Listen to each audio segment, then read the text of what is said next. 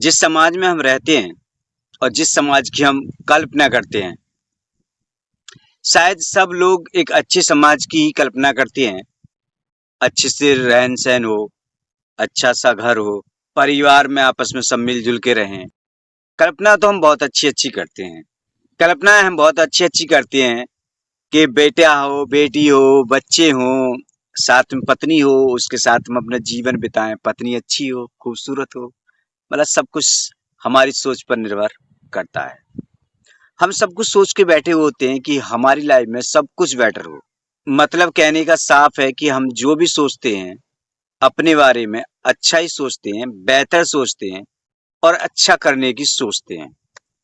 लेकिन इस समाज में ऐसी ऐसी घटनाएं घट जाती हैं जो कि हमारी सोच से भी कई गुनी घिनौनी हरकतें होती हैं। हम कभी सोचते भी नहीं हैं और ऐसे ऐसे कांड हो जाते हैं। पत्नी पति की लंबी उम्र के लिए एक व्रत रखती हैं, मनोकामनाएं करती हैं, प्रार्थनाएं करती हैं ताकि उनका पति लंबी उम्र जिए, और प्रार्थना में सातों जन्म तक उसी पति को मांगती हैं कि ये पति सातों जन्म मेरा बन के रहे, मेरे साथ रहे।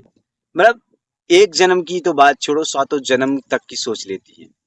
जिस पति के लिए पत्नी सातों जन्म पाने का ख्वाब देखती है, प्रार्थना करती है, फिर ऐसा क्या होता है, कि एक पत्नी को अपने ही पति का मर्डर तक करवाना पड़ जाता है। आज की कहानी बाकी आपको दहला देगी, आपके रोंगटे खड़े कर देगी। अगर आप इमेजिन करके देखेंगे तो वाकई आपको, आपका जो दिल है वो दहल जाएगा। अगर आप कट्टर दिल वाले नहीं हैं, अगर आप भी इस तरह की सोच रखते हैं तो आपका दिल नहीं दहलेगा। और अगर आपका दिल सॉफ्ट है, अच्छा है, और आप भी समाज के अच्छे से में रहना पसंद करते हैं, समाज के दायरे में रहकर काम करना चाहते हैं, तो यकीनन आपका दिल दहल जाएगा। सो हेलो, नमस्कार, आदाब, सत श्री अकाल। कैसे हैं आप सब? मैं सान स्टार हाजिर हूँ फिर से एक और नई सच्ची कहानी के साथ में। आज की जो सच्ची कहानी है वो महाराष्ट्र से है। कहानी शुरू करने से पहले मैं आपसे गुजारिश करूंगा, अगर आपने चैनल सब्सक्राइब नहीं किया तो कर लीजिए, क्योंकि ऐसी कहानी और समाज में घट रही ऐसी घिनौनी वारदात को मैं आपके सामने पेश करता रहता हूँ। वीडियो आपको पसंद आए तो इसे लाइक जरूर कर देना, क्योंकि आपका लाइक हमें मोटिवेशन प्रदान करता है, अच्छी अच्छी कहानी बनाने को, अच्छी अच्छी वीडियो बनाने को। अगर आप अगर आप अगर आप वीडियो को लाइक नहीं करते हैं, चैनल को सब्सक्राइब नहीं करते हैं, तो फिर हमारा मनोबल टूटता है, हम अच्छी अच्छी कहानियां नहीं पेश कर पाते हैं जिस हिसाब से हमको आपको कहानी सुनानी होती है, और ना ही उस हिसाब की हम कहानी आपको सुना पाते हैं। उधर आप फॉर्मेलिटी पूरी करते हैं, इधर हम भी फॉर्मेलिटी कर देते हैं। तो आप तो अच्छे लोग हैं, और अच्छे लोग कभी किसी का बुरा नहीं सोचते हैं। तो आप चैनल को भी सब्सक्राइब करोगे और वीडियो को भी लाइक करके जाओगे। और बुरे लोग तो बुरे लोग होते हैं, उनसे क्या ही रिक्वेस्ट करना, क्या ही इल्तिजा करना। वो लोग तो केवल, बुरे लोगों से क्या इल्तिजा करना, क्या रिक्वेस्ट करना। रिक्वेस्ट करोगे वो तब भी नहीं मानेंगे, और ना करोगे वो तब भी ना मानेंगे। जो अच्छे लोग हैं वो डेफिनेटली वीडियो को लाइक करेंगे, चैनल को भी सब्सक्राइब करेंगे, और यहाँ तक उनका पेज जाएगी ना, वो वीडियो शेयर भी करेंगे। अच्छे लोगों का काम तो यही होता है, और बुरे लोगों का काम तो बुरा ही है, वो करते हैं। चलो कहानी स्टार्ट करते हैं, और कहानी में आज हम थोड़ा देखते हैं। तो ये कहानी महाराष्ट्र की है। महाराष्ट्र में आहूजा परिवार होता है। पति पत्नी की शादी होती है, दोनों बड़े हंसी खुशी रहते हैं। उनका जो फुल नाम था वो किशोर कुमार आहूजा था। वो घर चलाने के लिए अपना बिजनेस करते थे, लेकिन उनके अंदर एक बुरी लत थी। आहूजा जो थे वो शराब पिया करते थे। वो शराब के नशे में धुत रहा करते थे। शाम को अक्सर वो शराब पीकर ही घर आते थे, और आने के बाद चुपचाप सो जाया करते थे। ये दिनचर्या थी। उनकी पत्नी सिमरन आहूजा की इस आदत से बहुत परेशान थी। वो चाहती थी किसी तरीके से वो इस शराब को छोड़ दें, लेकिन उनके पति महाराज थे कि शराब छोड़ने का नाम ही नहीं ले रहे थे।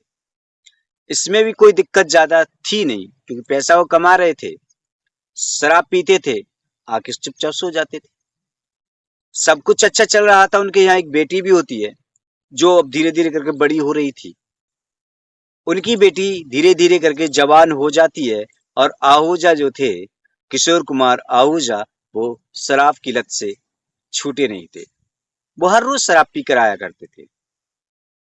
और आप तो जानते हैं शराब पीने की लत जिसको लग जाती है, बड़ी मुश्किल से ही उसे कोई छोड़ पाता है। आप शराब पी के किसी को गाली दे दो तो बहुत से लोग आपसे कुछ कहते भी नहीं है। क्यों? क्योंकि वो कहते हैं अरे शराब पी के गाली दे रहा, छोड़ो यार। ऐसा कह के वो अपना पलड़ा झाड़ लेते हैं। शराबी को बचाने के लिए भी लोग आ जाते हैं, कहते हैं यार शराब पी रखी है, छोड़ो यार, किसके क्या मुंह लगना।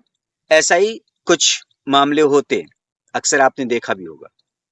एक रोज की बात है कि आहूजा, किशोर कुमार आहूजा, शराब पीकर अपने घर आते हैं। एक कमरे में दाखिल होते हैं। वहां पर उसकी बेटी बेसुध होकर सो रही थी। जो अपनी बेटी को सोता हुआ देखता है तो उस बाप की नजर अपनी बेटी पर फिसल जाती है, बिगड़ जाती है। वो चाहता था कंट्रोल करे अपने ऊपर, बट वो कंट्रोल नहीं कर पाता और अपना आपा खो देता है। और वो अपनी बेटी के साथ वो हैवानियत करता है जिसकी आप कल्पना भी नहीं कर सकते। बंद कमरे में एक बाप अपनी बेटी के साथ गलत काम को अंजाम दे देता है। उस फूल जैसी लड़की को बाप उसको रौंदता है, उस फूल को कुचलता है। पूरी रात गुजर जाती है। जब उसका दिल भर जाता है तब उसके ऊपर से वो हैवान उठता है और चला जाता है। सुबह उठकर बेटी ये बात अपनी माँ को बताती है तो माँ जब उससे पूछती है तो उसका पति उसको गालियां देता है, उसको धमकाता है, उसको मारता है, पीटता है और चला जाता है। जब वो गालियां देकर वापस चला जाता है तो वो उसे लगा कि ये कांड हो गया, धोखे से शराब के नशे में कर लिया। फिर उसने अपने आप को समझाया कि ये कांड हो सकता है उसने शराब के नशे में कर लिया हो, गलती से हो गया हो। उसने गलती से ये कांड नहीं किया था। वो दूसरे दिन को फिर आता है, फिर अपनी बेटी के साथ ये घिनौना काम करता है। अब ये उसकी दिनचर्या हो चुकी थी। वो अपनी बेटी को अपनी ही हवस का शिकार बनाने लगा। सिमरन जो उसकी पत्नी थी वो अंदर ही अंदर घुटने लगी। वो चाह रही थी वो किसी भी तरीके से अपने पति को सबक सिखाए, बट करती भी क्या, थाना नहीं जाना चाह रही थी। थाने जाती तो इससे उसकी बेटी की बदनामी होती, उसकी बदनामी होती, उसके परिवार की बदनामी होती। और इस डर से ना तो पड़ोसियों को बता पा रही थी और ना ही किसी थाने में जाकर रिपोर्ट कर पा रही थी। कहते हैं ना जब पाप का घड़ा भरने लगता है तो कुछ ना कुछ तो करना पड़ता है। और ऐसे ही उस माँ के सामने भी ऑप्शन था। वो ना चाहते हुए भी इस बात को शेयर करना पड़ा और वो ये शेयर किया उसने अपने भाई के साथ। जब उसने अपने भाई के साथ जब उसने ये बात बताई तो उसके भाई के पैरों के तले की जमीन खिसक गई कि एक बाप अपनी बेटी को इस कदर से परेशान कर रहा है, इस बेटी के साथ में हैवानियत कर रहा है। ये सब सुनकर उसका भाई का खून खौल उठा, लेकिन वो भी करता तो क्या करता, वो भी कुछ नहीं कर पाया। जब सर से पानी ज्यादा बढ़ने ही लगा तो दोनों भाई बहन ने मिलकर एक प्लान बनाया। सिमरन ने अपने ही पति को मारने की सुपारी का ऐलान कर दिया और भाई को ये सारी बात बताई। पहले तो जीजा को समझाया गया, जब जीजा नहीं माना फिर सिमरन और उसका भाई मिलकर किशोर कुमार की सुपारी दे देते हैं। एक तारीख तय की जाती है। उस तारीख को उसकी पत्नी अपनी बेटी को लेकर घर से निकल जाती है और शाम को किलर आते हैं और उस आहूजा पे कम से कम 50 बार चाकुओं से करते हैं। उसके बाद उसके घर से कुछ नकदी, कुछ सामान इधर उधर फेंकते हैं और कुछ नकदी जेवरात उठा के ले जाते हैं। सुबह को लोग उठते हैं, दरवाजा खुला हुआ देखते हैं तो किशोर कुमार के घर जाकर देखते हैं तो पाते हैं कि किशोर कुमार अंदर मरा पड़ा हुआ है। जब किशोर कुमार को मरे हुए हालत में देखा तो वहां पर शोर मचा दिया गया और शोर भी इस कदर मचाया गया कि वहां पर भीड़ इकट्ठा हो गई। उसकी पत्नी को कॉल की गई, पत्नी वापस आती है और वहां पर इस कदर रोती है, इस कदर रोती है कि पूछो मत। पत्नी का रोना किसी से देखा नहीं जा रहा था, इस कदर वो रोए जा रही थी। पुलिस वहां पर पहुंच जाती है और पुलिस उस लाश को अपने कब्जे में ले लेती है। पड़ोसियों से पूछताछ भी करती है, लेकिन किसी ने ना तो कि उसके घर से किसी को आते हुए देखा था, ना जाते हुए देखा था। तो पुलिस को वहां से कोई क्ल्यू हाथ नहीं आता है। पुलिस लाश को उठाती है और लेके चली जाती है। लाश का पोस्टमार्टम होकर आता है। मरने की वजह साफ थी कि उसका चाकुओं से गोद कर ही मारा गया है। वजह थी साफ क्लियर दिखाई दे रही थी।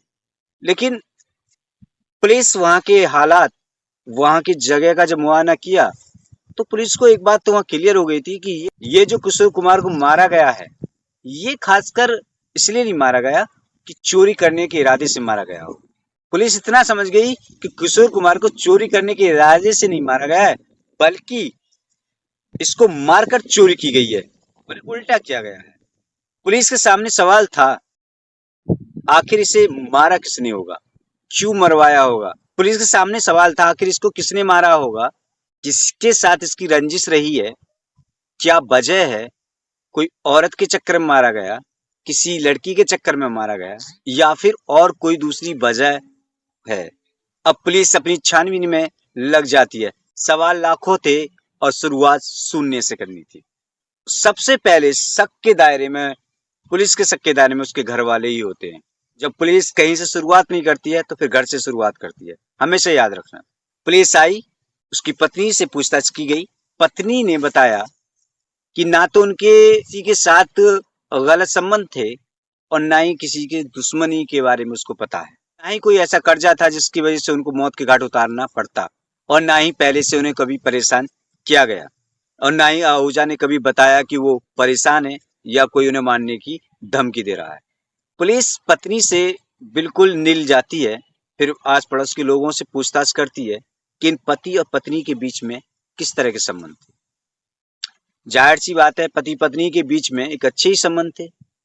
भाई 15-20 साल से उनकी शादी हुई है, पहले से लोग अच्छे से रह रहे हैं, तो पहले से अच्छे से संबंध थे। ये संबंध तो अब आके बिगड़े थे जब वो बाप ने बेटी के साथ ही हैवानियत करी, तभी तो संबंध खराब हुए। और संबंध खराब क्या हुए, वो ऐसे खराब हुए कि बस हमेशा हमेशा के लिए खराब कर दिए गए। वहां से भी कुछ खास ज्यादा हासिल नहीं होता है। पुलिस को जब कुछ भी हासिल नहीं होता है, फिर वो दोबारा से पूछताछ उसकी पत्नी से ही करते हैं। लेकिन कहते हैं ना, झूठ के पैर नहीं होते। झूठ के पैर नहीं होते यानी तुम एक झूठ को बार बार नहीं दोहरा सकते। अगर एक कहानी आप बनाकर बैठे हो और पुलिस थोड़ा घुमाकर सवाल कर ले, तो आप भूल जाओगे। और ये ही उस पत्नी के साथ भी हुआ। पुलिस के सवालों का वो जवाब तो दे रही थी, लेकिन उसकी जुबान जो थी लड़खड़ा रही थी। लड़खड़ाती जवान को पकड़ना पुलिस बहुत अच्छे से जानती है, इसलिए पुलिस अच्छे से समझ गई, हो ना हो यहीं से इस मर्डर का मामला जुड़ा हुआ है। पुलिस को बुलाती है और तुरंत उस लेडी को गिरफ्तार कर लेके थाने ले आती है। वहां पर उसके साथ कर्राई से पूछताछ करते हैं, और जैसे ही कर्राई से पूछताछ की जाती है तो लेडी वहां पर टूट जाती है, और टूटने के बाद वो जो पूरी घटना है वो उसको बता देती है। किशोर कुमार आहूजा ने किस तरह अपनी बेटी के साथ हैवानियत की थी, किस तरह वो अपनी बेटी को रोज एक हैवान की नजरों से देखने लगा और रोज वो उसके साथ हैवानियत करने लगा। उसने बताया था कि पहले तो लगा कि गलती से शराब के नशे में हो गया, और जब उसकी शिकायत कहीं नहीं की गई, उसके बाद उसका हौसला बढ़ा और वो रोज अपनी ही बेटी को अपनी ही हवस का शिकार बनाने लगा। इसलिए मजबूरी में मैंने अपने भाई के साथ मिलकर इसके नाम की सुपारी दे दी और इसे दुनिया से हमेशा हमेशा के लिए खत्म करवा दिया, ताकि उसकी बेटी सुरक्षित रहे। वहां पर जो भी लेडीज पुलिस थी, मर्द पुलिस थी, दोनों ही बड़े हैरान हुए इस मामले को सुनकर, बहुत ज्यादा चिंतित हुए। को तो उनको भी सही लगा, लेकिन कानून के आगे किसी की नहीं चलती, पुलिस हो या नेता, कोई भी हो। पुलिस को उस औरत के साथ हमदर्दी थी, लेकिन कानून के आगे वो भी मजबूर थी। पुलिस उसके साथ थी और जिनको सुपारी दी गई थी उसको और उसके भाई को पकड़कर गिरफ्तार कर लेती है और सबको जेल की हवा खिला देती है। तो दोस्तों, ये थी वो कहानी, एक बाप जो अपनी ही बेटी के साथ में सगी बेटी के साथ में हैवानियत करता है। ये वो घिनौने कीड़े हैं जो अपनी ही बेटी को नहीं छोड़ पा रहा है, वो क्या समाज की अन्य बेटी को समझ पाएगा? जिसको अपनी लड़की में हैवानियत नजर आ गई, जिसके अंदर अपनी बेटी को देखकर हवस जाग जाए, क्या वो शख्स दुनिया की नजरों में अच्छा हो सकता है? मेरी नजरों में ऐसे शख्स को समाज में रहने का अधिकार ही नहीं है। औरत ने किया तो सही था, लेकिन क्या कर सकते हैं, कानून है और कानून के आगे तो भाई हर कोई मजबूर है। कानून के दायरे में रह के भी वो सजा दिलवा सकती थी, उसे सबक सिखा सकती थी। कानून के दायरे में रह के अगर वो सजा दिलवाती, कम से कम खुद तो जेल ना जाती। अब बेटी के सर से दोनों ही हाथ उठ गए, न माँ है न बाप है। आपको ये कहानी कैसी लगी हमें कमेंट करके जरूर बता दें। अच्छी लगी हो तो लाइक वाइक कर दें, चैनल पे नए हो तो सब्सक्राइब भी करके जाएं। मिलेंगे ऐसी नई और क्राइम स्टोरी में, तब तक के लिए चाहेंगे आपसे इजाजत।